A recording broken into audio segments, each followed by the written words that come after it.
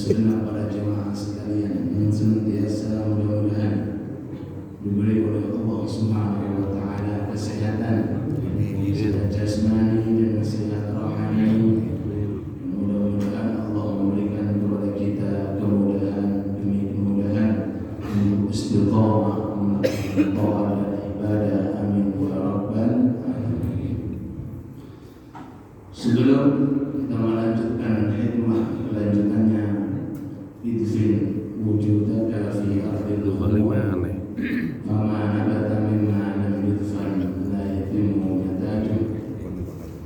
Kita ingatkan kembali bahwa di antara teori orang-orang salaf dulu, trik dan amaliyah orang-orang salaf dulu agar selalu mendapatkan perlindungan dari Allah, perlindungan dari segi jasadnya, perlindungan dari segi keluarganya, perlindungan dari segi usahanya, perlindungan di dunia, di alam barzakh, dan khususnya nanti di akhirat adalah sholat subuh secara berjamaah. Alhamdulillah, semuanya Allah Subhanahu wa taala berikan taufik sehingga kita semuanya hari ini tergolong termasuk orang-orang yang mengerjakan subuh secara berjamaah. Alhamdulillah. Sebagaimana sabda Agung Nabi Muhammad sallallahu alaihi wasallam, Allahumma shalli ala Muhammad. Man shalla subha fi jama'atin fa huwa fi dhimmatillah. Man shalla subha fi jama'atin, barang siapa mengerjakan salat subuh. Ini perlu digarisbawahi, salat subuh fi jama'atin, dikerjakan dalam berjamaah.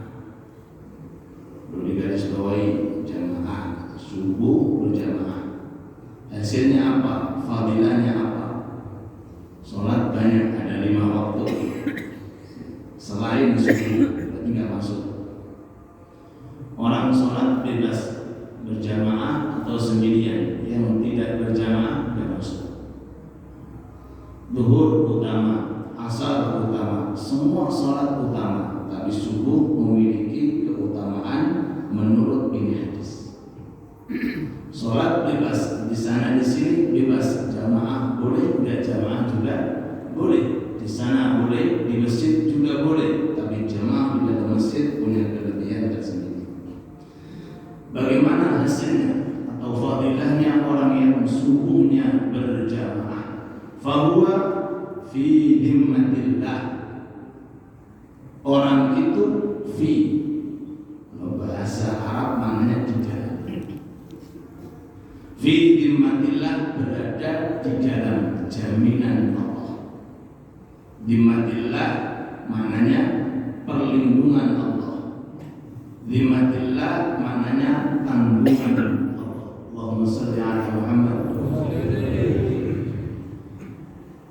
Kata-katanya itu fi, bukan sekedar dengan atau bukan sekedar menyertai, tapi fi, orang itu berada di dalam. Berarti mohon maaf, ribuan maaf, tanda kalau seseorang itu di hari ini keluar dari perlindungan Allah, itu orang yang subuhnya tidak berjamaah. Pulau kali panjenengan, alhamdulillah, berarti berada di dalam tanggungan Allah. Kalau kita artikan hadisnya kan, barang siapa yang subuhnya berjamaah berarti berada di tanggungan Allah. Di mafhumnya kebalikannya, barang siapa yang jamaah seandainya, tapi jamaahnya bukan subuh, atau dia sholat subuh tapi subuhnya enggak berjamaah, masuk enggak? Enggak masuk. Sebab syaratnya harus subuh, kemudian subuhnya dikerjakan secara berjamaah. Apa hasilnya? Fi dhimmatillah. orang itu berada di dalam perlindungan Allah, dijaga oleh Allah, dirawat oleh Allah, dikasih oleh Allah Ta'ala perhatian khusus di hari ini sampai esok. Makanya kelanjutannya hadis, fala yatlubannakumullahu min dhimmatihi bisyai'. Awas, jangan macam-macam dengan orang yang sudah berada di dalam tanggungan Allah. Bahasanya macam fala yatlubannakumullahu. Awas, jangan macam-macam kok sama dia. Jangan ganggu, jangan lukai, jangan hina, jangan kau musuhi, jangan kau ledekkan, dan lain-lain. Sampai dulu ada raja, panglima bahasanya itu, raja zalim, pemimpin tapi zalim, hidup di zaman sahabat, namanya Hajjaj bin Yusuf. Itu orang hidup dengan sahabat, cuma pekerjaan karena zalimnya, mana yang gak suka dengan pendapatnya ditebas, dibunuh, gak peduli walaupun itu sahabat. Banyak sekali sahabat yang wafat dikarenakan karena kezaliman dan kekejaman Hajjaj bin Yusuf. Menurut keterangan orang ini, kalau hendak membunuh, Al-Gojonya dipesan, hei Al-Gojo, kalau kamu mau membunuh siapa saja, tolong tanyakan subuh jamaah enggak? Subuh jamaah enggak? Oke. Setiap kali orang datang atas persetujuan pemimpin yang zalim ini untuk dibunuh, sebelum dibunuh ditanya, bulan hari ini subuh jamaah enggak? Enggak ngefek, enggak ngefek. Tapi ketika ada orang subuhnya itu berjamaah, dia berhenti, disuruh melepaskan. Kenapa? Karena faham ini hadis. Orang yang subuh berjamaah berada di dalam tanggungan Allah, sehingga si pemimpin tersebut takut supaya tidak berperang di hadapan Allah Subhanahu wa Ta'ala. Mudah-mudahan kalau kalian dengan insyaallah digolongkan termasuk orang-orang yang ahli berjamaah, khususnya subuh secara istiqamah, dan khususnya pula sholat isya secara berjamaah. Karena isya berjamaah dan subuh berjamaah diberi oleh Allah Ta'ala pahala seperti ibadah semalam suntuk. Amin ya Rabbal Alamin. Para rawuh ingkang dipun mulyakaken dening Allah Subhanahu wa Ta'ala.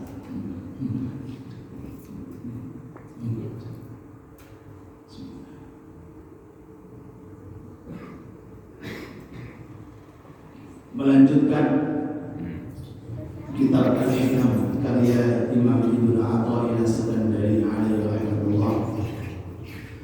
Dan kita sampai pada hikmah yang ke-6 atau ke-7 yang berbunyi Bismillahirrahmanirrahim. Idfin wujudaka fi ardil humud, fama nabata mimma lam yudfan la yatimmu nataju.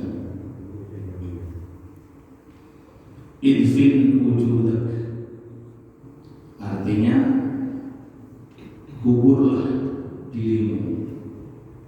Idfin, kuburlah wujudaka dirimu fi ardil humul, dalam bumi keasingan. Apa? Bumi keasingan.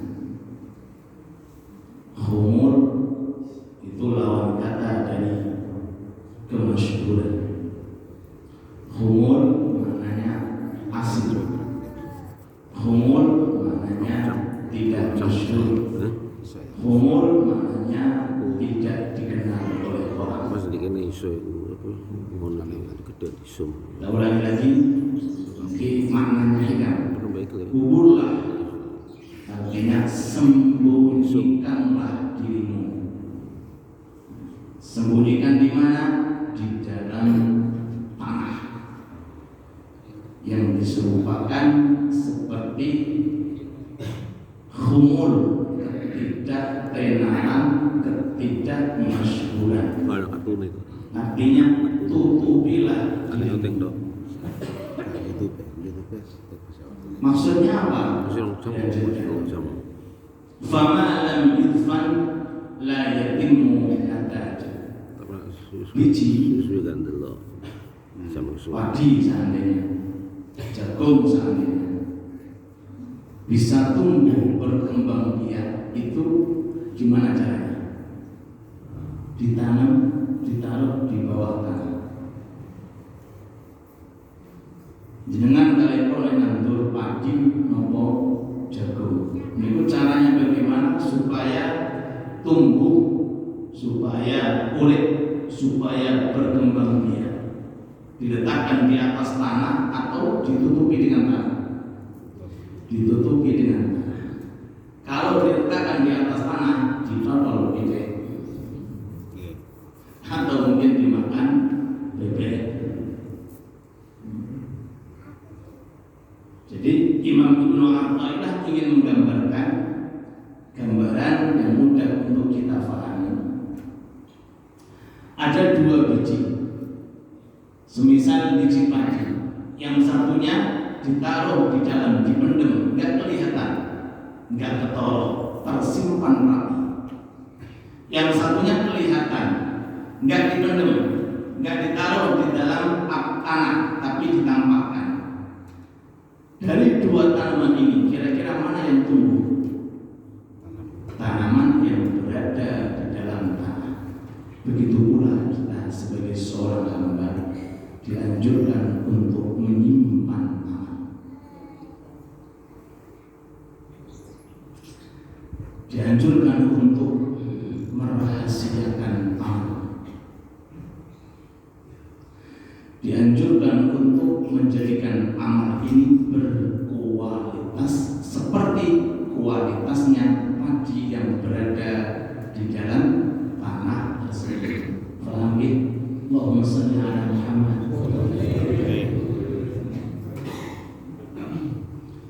Dari ini keterangan kenapa sholat tahajud di malam hari itu lebih afdal daripada sholat selain tahajud. Kan sama-sama rukunya, sama-sama sujudnya. Tapi kenapa fadilah dan kelebihannya itu berbeda dengan sholat yang lainnya? Ini berbicara tentang sholat sunnah. Contoh sholat sunnah. Kenapa? Karena ketika Anda sholat tahajud, Anda itu ibarat seperti tanaman berada di dalam tanah, nggak kelihatan orang, sehingga nggak ada sanjungan, nggak ada orang yang tahu, sehingga tertutup pintu pujian. Nah, amalan yang sifatnya seperti itu, sifatnya rahasia, sifatnya disembunyikan sehingga terhindar dari dia. Satu, pamer. Dengan tahajud di dalam kamar, pamer kalau sini Pak, kalau tembok, kamu. Tapi kalau sholat itu kelihatan orang, ada sisi dia, ada sisi pamer. Terus nggak ada yang nyancung. Tetangga, kadang-kadang istri yang saat itu tidur atau anak di dalam rumah, nggak mungkin nyancung. Kenapa? Nggak tahu. Dua. Terus kemudian terhindar dari penyakit batin hati yang bisa menghapus daripada amal. Di antaranya yaitu pujian dan sanjungan dari orang lain. Ini semisal sampai Rasul alaihi salatu wassalam, Allahumma sholli ala Muhammad, itu kalau menganjurkan tentang urusan sholat di malam hari, niku dawuh rakaatan, 2 rakaat saja, nggak usah banyak-banyak. Rakaatan 2 rakaat fi jawfil lail, berada di malam hari, khususnya di pertengahan terakhir, sepertiga terakhir waktu sahur, 2 rakaat kamu kerjakan di dalam waktu itu, kanzun min kunuzil bir, adalah gudangnya kebaikan. Allahumma sholli ala Muhammad. Cuma 2 rakaat tapi 2 rakaat ini seperti ibarat tanaman yang dikubur, tanaman yang tidak kelihatan, tanaman yang dipendam di dalam tanah rapat. Titik kayak sama tol, bebek kayak sama tol, kemana Pak? Mentok kan sama tol, apalagi doro merapi. Tapi kalau tanaman itu ditaruh di atas tanah, kalau ijen seperti pokoknya disebar Pak, sejam aja hilang, kok hilang? Ini pakai merpati sudah ngincer, burung-burung sudah ngincer. Itu ibarat perbedaan antara amal yang dirahasiakan secara rapi dan amal yang diviral-viralkan. Makanya ada istilah dengan status pahala terhapus, nolak dengan status pahala air kopak, dengan status pahala terhapus. Makanya hati-hati, tidak menyalahkan statusnya kita itu, cara meletakkan di dalam status itu tujuannya apa? Ya.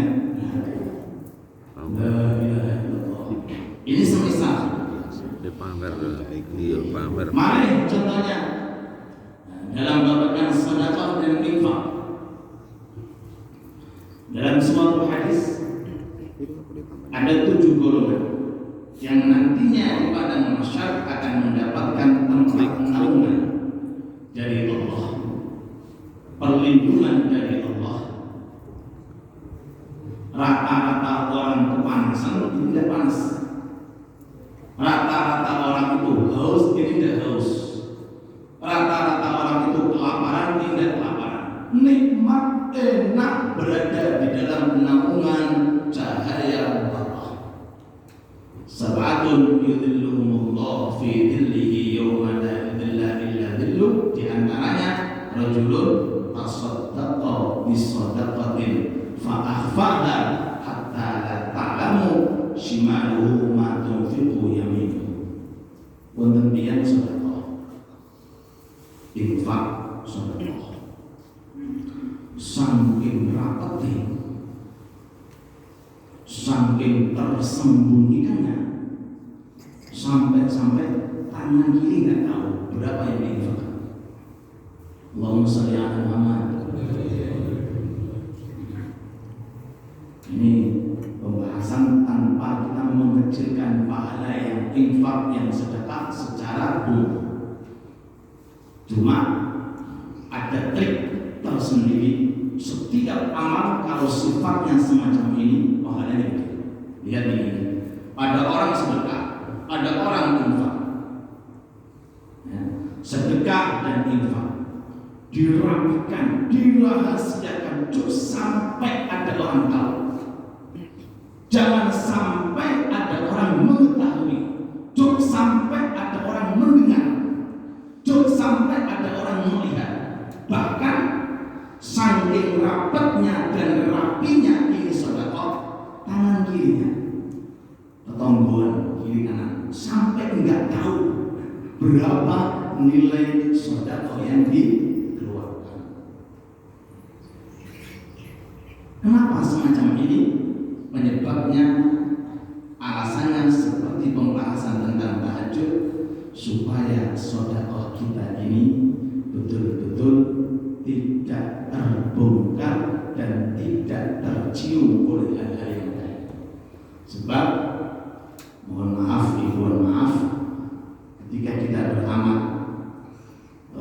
dikondisikan dengan baik, yang mendorong kita itu amal apa?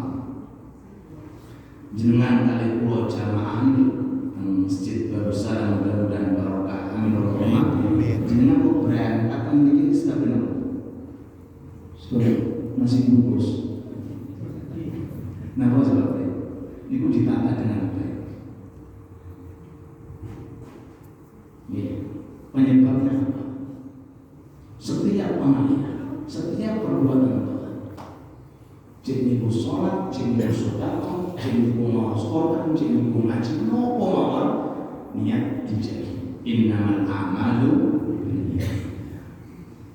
Sesungguhnya amal-amal itu tergantung daripada niat. In khairan fa khairun.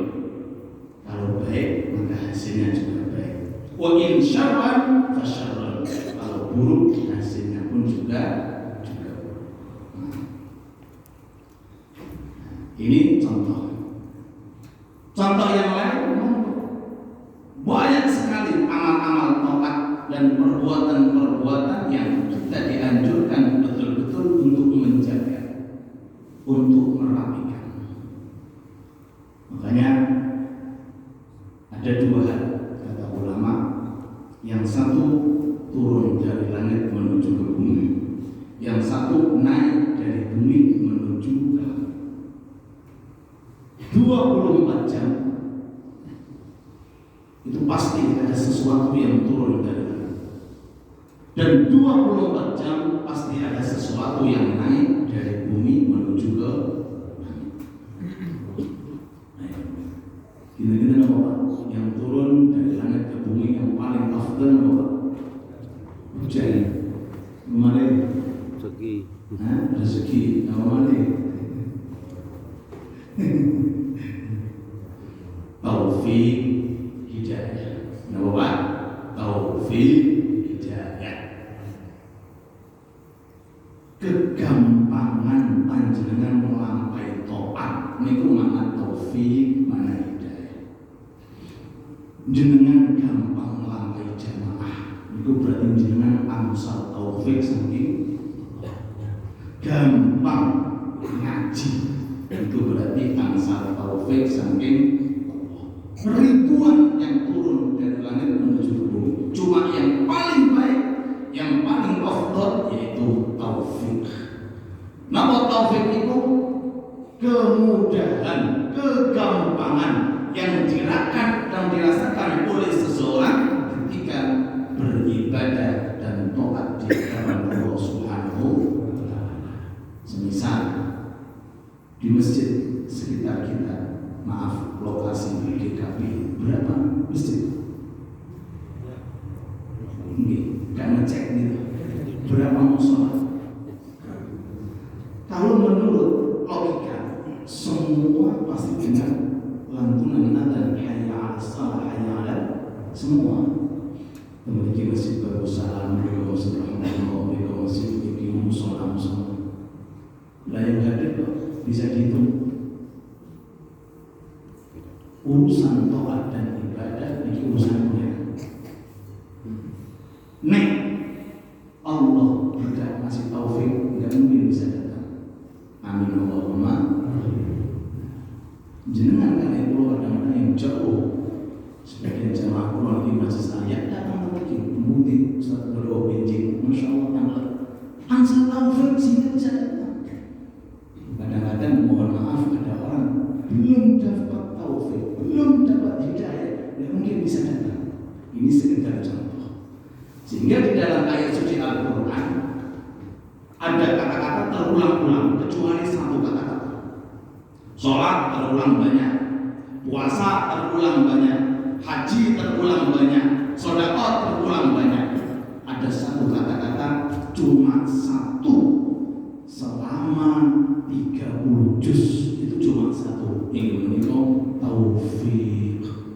Wa ma taufiqi illa billah. Jangan cek. Mulai surat Al-Fatihah sampai surat An-Nas. Nek wonten kata-kata taufik lebih daripada satu, jangan perlu kasih hadiah. Gak ono, betul-betul cuma setunggal tok. Wa ma taufiqi illa menunjukkan mahalnya harga taufik tidak diberikan secara mutlak umum oleh Allah Subhanahu wa taala, hanya orang-orang yang dipilih oleh Allah Subhanahu wa taala. Sing nomor kali ini pembahasan yang naik dari bumi ke langit, sing paling berharga itu setunggal amal yang diterima oleh Allah. Ngamal soleh, amal ketaatan yang statusnya makbul, diterima oleh Allah. Kalau bahasanya bahasanya ibunya Siti Maryam, Siti Yuhana, ketika nadar, kalau mendapatkan jabang bayi yang laki-laki, saya akan nadarkan untuk khidmat di Baitul Maqdis. Ternyata yang keluar apa? Putri berupa Maryam. Apa kata Allah Subhanahu wa taala? Inni nadartu, ini firman Allah Subhanahu wa taala, fataqabbalnahu biqabulin hasan. Aku menerima dari Yuhanna ini, ibunya Maryam, dengan penerimaan biqabulin hasan, dengan penerimaan yang sangat baik. Terus kita kembali, yang menjadi target kita hidup di dunia bukan kok katanya amal, bukan kok banyaknya beramal, tapi target kita bagaimana amal sedikit ini statusnya banyak, amal sedikit ini statusnya diterima oleh Allah Subhanahu wa taala. Lah, bagaimana caranya?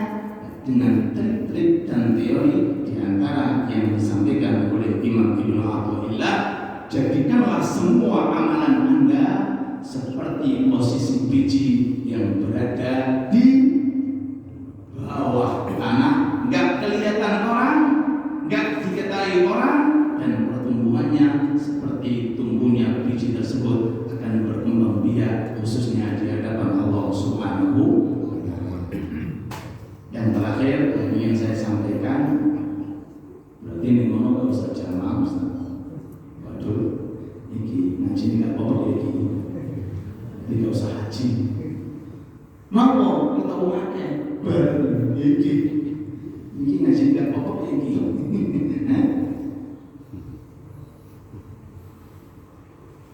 Di dalam ilmu agama ada dua versi, ada dua hal. Ada amalan yang dianjurkan untuk diperlihatkan, dan ada amalan dianjurkan untuk dirahasiakan. Amalan-amalan yang dianjurkan untuk disiarkan, dirame-ramekan, itu amaliyah-amaliyah yang bersifat wajib, yang dituntut untuk agama dikerjakan secara syiar, kelihatan orang banyak. Di antaranya sholat fardu dalam kondisi berjamaah. Mungkin, jadi jangan hati-hati, jangan pahami kemudian jangan keliru memahami yang lainnya. Di antaranya haji dan umroh. Apa saja dengan haji nampak kelihatan orang. Haji dewi kalau zakat, bahkan urusan zakat di dalam ilmu fikih dianjurkan untuk diperlihatkan. Bahasanya diriakan, beda dengan sedekah. Zakat, kita dianjurkan untuk memperlihatkan, lihat aku zakat, aku sudah zakat. Urusan zakat yang wajib dianjurkan dalam ilmu agama kalau bisa diperlihatkan, ditontonkan, diketokkan. Tujuannya apa? Masalah niat kembali kepada orangnya. Tujuannya supaya orang-orang yang kaya, yang lainnya disampaikan oleh Bapak Rafiq, syiar sing sugih-sugih ciro mongso. Kemudian yang kedua, biar tidak menimbulkan prasangka buruk dari orang lain sugih bawa zakat. Tapi kalau urusan sedekah dan infak, pembahasannya silahkan Anda mau menampakkan itu hak Anda, kembali kepada niat. Mau naruh di share dulu silahkan, mau naruh di status hati-hati loh, hapus loh, tergantung jenengan, itu hak jenengan, bebas. Yang penting tergantung kepada niat. Dan jenengan boten saged, lebih baik jenengan boten menampakkan. Tapi ini jenengan saged, jenengan dapat fadilah besar. Di antaranya ngajak orang lain supados beramal kebaikan. Adalu alal khairi kafa'ili. Tadarusan dianjurkan untuk disiarkan. Sholawatan dianjurkan untuk disiarkan. Ngaji masa sih kalau ustaz itu dan ini menyembunyikan anak lakukan itu piye pengajian ini. Oh salah apa ini?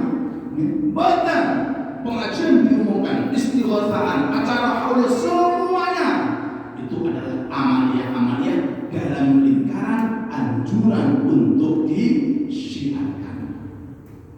Sampai-sampai dalam ilmu fikih diterangkan, orang sekampung dosa kalau sholatnya di rumah masing-masing. Orang gimana? Orang sekampung dosa kalau sholat jamaahnya di rumah masing-masing. Padahal sudah jamaah. Berapa? Satu kampung 1000 kakak, semuanya kena dosa. Loh, kami sudah jamaah, iya, tapi jamaah jenengan enggak syiar. Syiarnya bagaimana? Ke masjid, walaupun cuma 2 orang, walaupun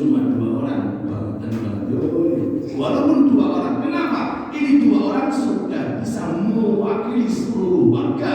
Kan statusnya sholat jamaah itu fardu kifayah.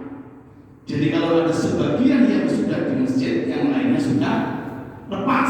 Makanya fadilahnya walaupun fardu jamaah melebihi daripada fadilah ibadah yang lainnya. Paham ini? Ini hal ibadah yang dituntut untuk disiarkan. Rasulullah mengajari para sahabat ketika haji niku pakai unta. Beliau naik unta. Ketika tawaf naik, ketika sa'i naik, ketika Arafah naik, supaya semua para sahabat bisa menyaksikan langsung apa yang dikerjakan oleh Nabi Muhammad sallallahu alaihi wasallam.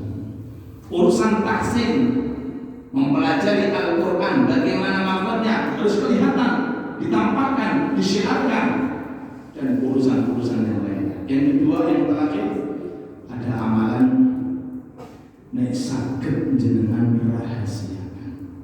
Nek iso istri jenengan gak ngerti. Waduh, gak semangat lagi. Sehingga ini gak semangat lagi. Iki jenenge nafsu ikut andil dalam ibadah yang ini. Rahasiakan amal. Kalau bisa istri jenengan nggak tahu bahwa jenengan itu punya simpanan amal.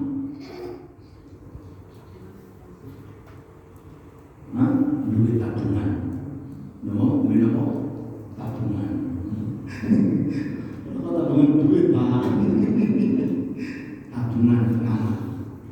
Walaupun cuma sholawat sekian, dirutinkan, istiqomah, dirahasiakan rapi. Ya, punya wiridan mau Al-Quran, entah surat-surat pendek antara jenengan kalian Allah, nggak ada yang tahu. Entah itu sekian Al-Ikhlas, entah itu sekian ayat kursi, yang penting nggak ada yang tahu. Jadi obrol-obrol mau indah, aku dihojo, enten ngobos, apa? Balik apa? Ngobos, hilang. Dia, tapi abot itu sehingga yang mana? Itu mabut, sangat abot. Nggih. Di kota Madinah dulu di zaman Sayyidina Ali Zainal Abidin. Ali Zainal Abidin itu cucunya Rasulullah, putra Sayyidina Husain. Terus Rasulullah itu dari cucu 5. Dari Ali ini dari 5, cuma yang tersesukun 2, Hasan dan Husain. Untuk Muhsin, untuk Ruqayyah, untuk Ummu Kulthum. Yang 3 meninggal dunia. Ruqayyah, Ummu Kulthum, Muhsin. Ini meninggal dunia dalam masa kecil, yang hidup 2. Dia menikah Hasan dan sedang memiliki habaib yang ada di antara Habib Abu Bakar Sagaf Bersih dan para habaib yang ada Al-Anas, Al-Idrus, beliau adalah cucu dan keturunan daripada Nabi Muhammad SAW dari Sayyidina Hasan dan Sayyidina Husain. Niku Sayyidina Ali Zainal Abidin, putra Sayyidina Husain. Niku keistiqomahan beliau selalu memberikan nafkah kepada penduduk sekitar tanpa diketahui. Allahumma sholli ala Muhammad. Yo, saya mau dengan tiba-tiba cuma dia masih bungkus mana rumah. Sopo ini bawa sopo. Ya, itu bukan sebulan, tahunan.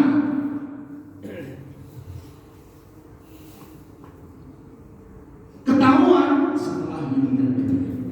Loh, niki loh. Niki amaliyah yang kita berusaha sekuat tenaga untuk sampai ke trik semacam ini. Bukan sebulan 2 bulan, tahunan.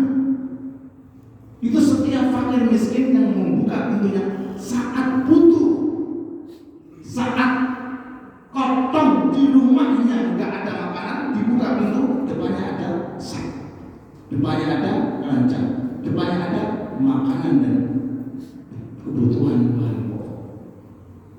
Itu bukan satu, diriwayatkan 100 keluarga beliau nafkahi tanpa ada yang tahu. Ketahuan ketika meninggal dunia. Ketika dimandikan ada 2 tanda hitam dari jasadnya Ali Zainal Abidin. Yang pertama, tanda hitam berada di bawah mata karena selalu menangis di mana-mana.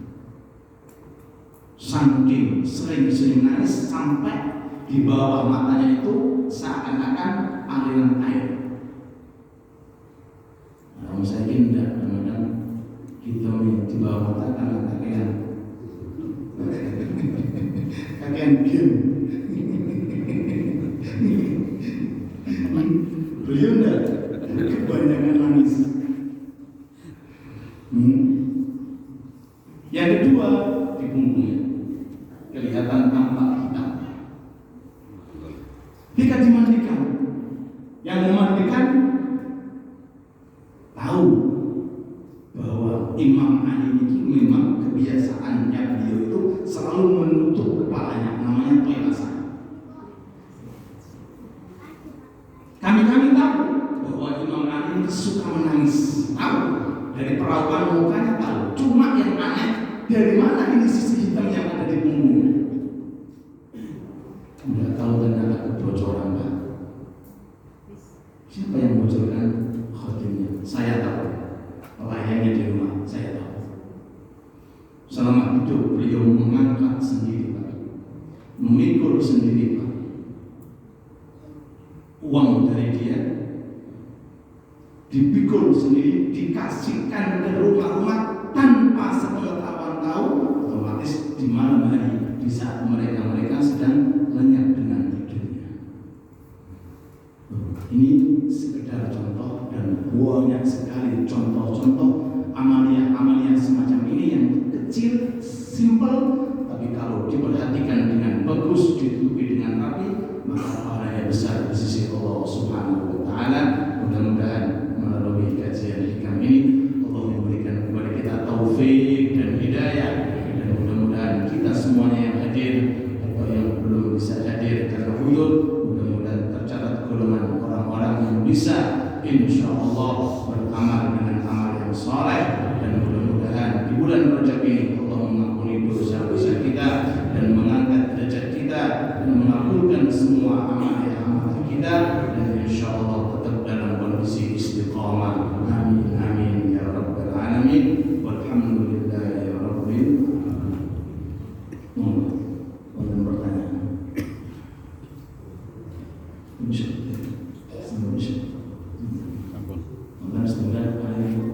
Pertanyaan khusus untuk umum tentang sholat,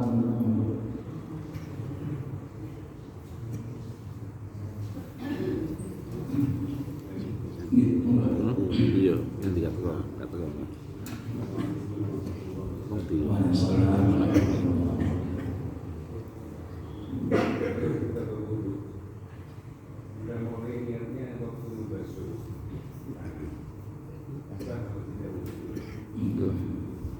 Terus kalau kita sholat membaca Fatihah jika diucapkan dengan tidak terdengar.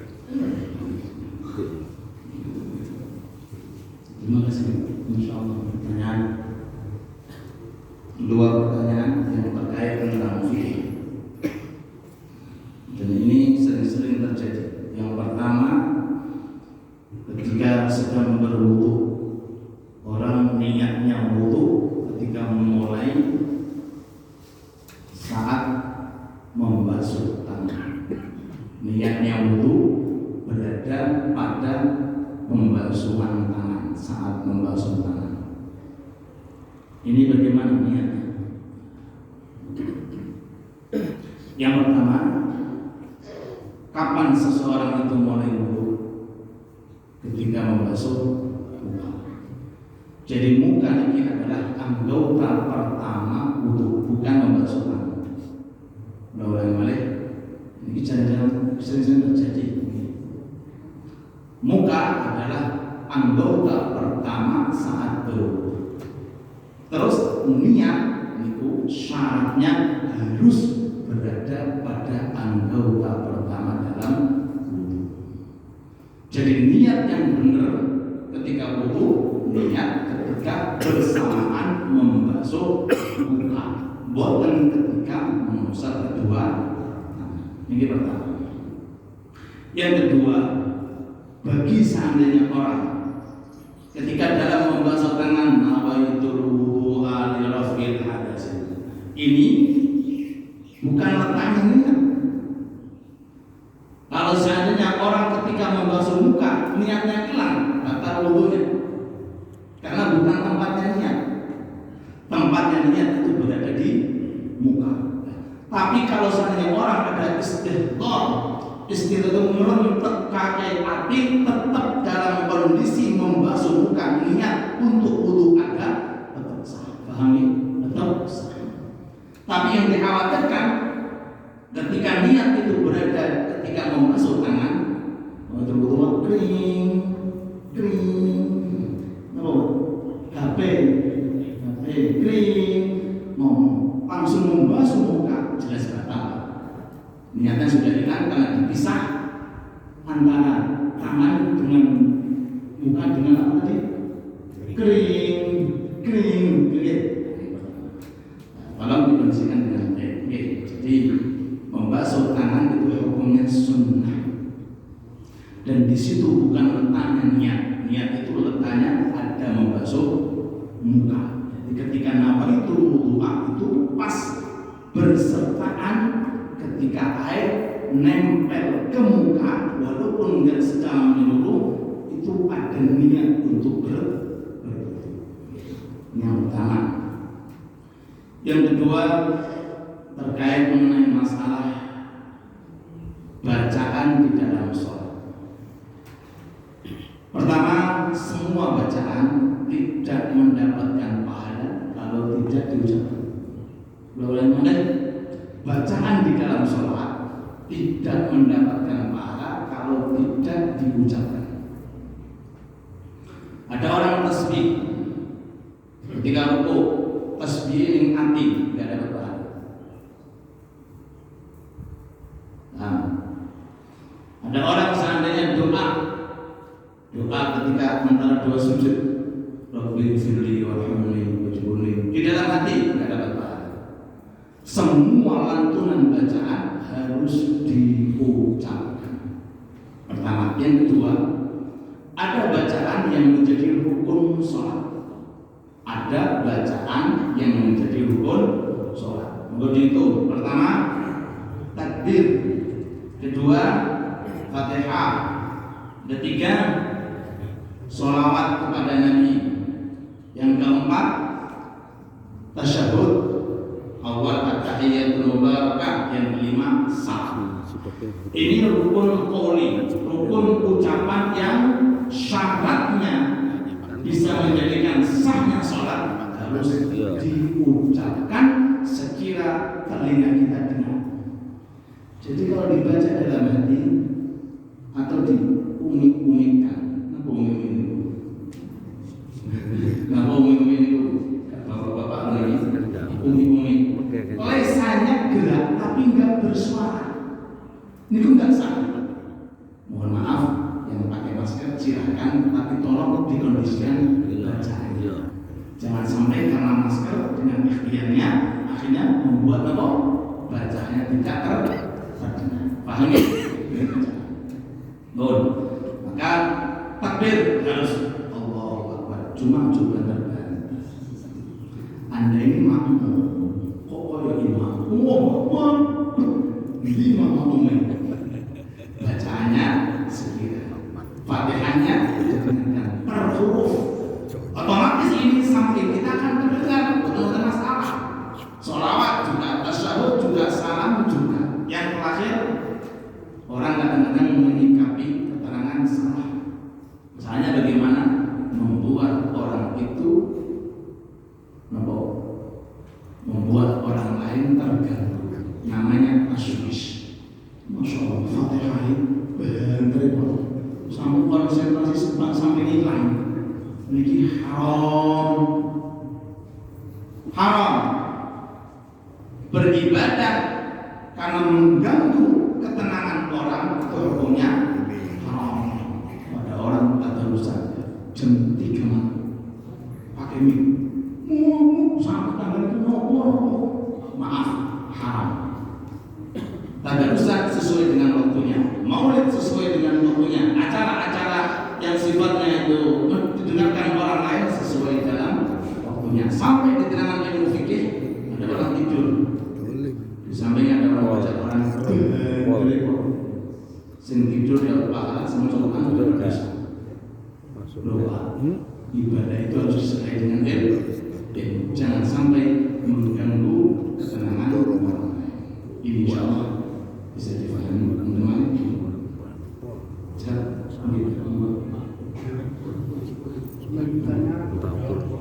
takur DB Seporo pemain masjid di masjid di sana kantornya di rumah takur tidak masjid itu tidak tunggu sudah begini bersama busung DB di rumah bodoh macam ini biasa ada potensi sangat video pertanyaan terkait beberapa bacaan baik itu di dalam sholat atau di luar sholat yang di situ bacaannya berupa bahasa Arab. Kadang-kadang mohon maaf kita kadang-kadang nggak tahu artinya. Kadang-kadang kita cuma sekedar apa tapi belum tahu artinya. Kalau dibaca dilisankan di dalam sholat dilisankan itu dapat pahala bacaan, dapat pahala bacaan. Jangan moco doa atau jangan amalia istighfar. Jangan nggak tahu artinya, tapi jangan moco bacaan jangan itu dapat pahala. Adapun apakah Allah Ta'ala akan mengabulkan kepada orang tersebut yang tidak tahu artinya? Allah Ta'ala tetap mengabulkan karena dengan niat orang tersebut menghadirkan apa yang menjadi isi bacaan sifat rahmatnya Allah Ta'ala akan mengabulkan setiap doa, baik kita faham ataupun kita tidak faham. Dulu kemarin saya terangkan pada enak itu doa amin enak bondo amin terus enak. Saya ini kayak kalau saya ngomong banyak amin enak. Itu triknya di dalam ketika Nabi Musa berdoa, Nabi berdoa amin terus kunci dakwah umat doanya dikabulkan oleh Allah Subhanahu wa taala. Mudah-mudahan Allah memberikan kepada kita insyaallah istiqomah dan mudah-mudahan masjid kita makmur kepada Allah. Mudah-mudahan semua yang kita harapkan, yang kita inginkan melalui Masjid Babus Salam insyaallah